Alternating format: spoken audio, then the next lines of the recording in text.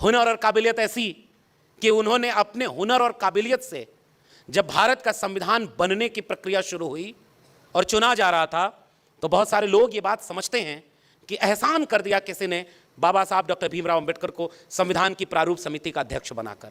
मगर हकीकत यह है कि उस वक्त पूरे मुल्क में उनसे ज्यादा काबिल और हुनरमंद दूसरा कोई था ही नहीं जो संविधान सभा की प्रारूप समिति का अध्यक्ष बनाया जा सके। उतने पढ़े लिखे, उतने हुनरमंद थे।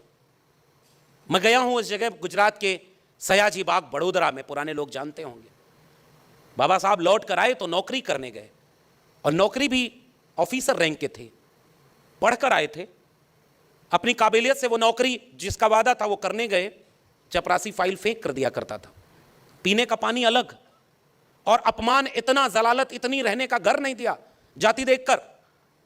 और जब इतना सब कुछ हुआ, एक जब बहुत ज्यादा ये अत्याचार बढ़ा, बाबा साहब टूट गए, वापस लौटने के लिए ट्रेन पकड़ने आए, तो वो आज भी वो जगह है संकल्प भूमि, जहां बैठकर वो रोए थे।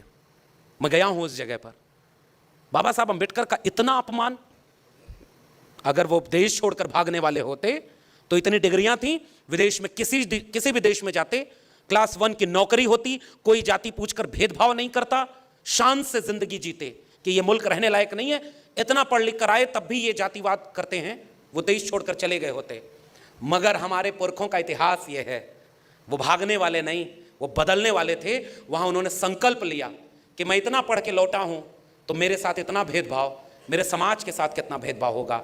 वहीं संकल्प लिया कि अब इस मुल्क में रहकर इस मुल्क की बेहतरी के लिए तब तक चैन से नहीं बैठूंगा जब तक अपने समाज को इस अपमान से मुक्त करने का बीड़ा न उठा लूं। इसलिए उस जगह को संकल्प भूमि के रूप में याद किया जाता है, और उस संकल्प को मैं याद करना चाहता हूं। और उस संकल्प की परिणति थी जो संविधान तक की यात्रा पहुंची।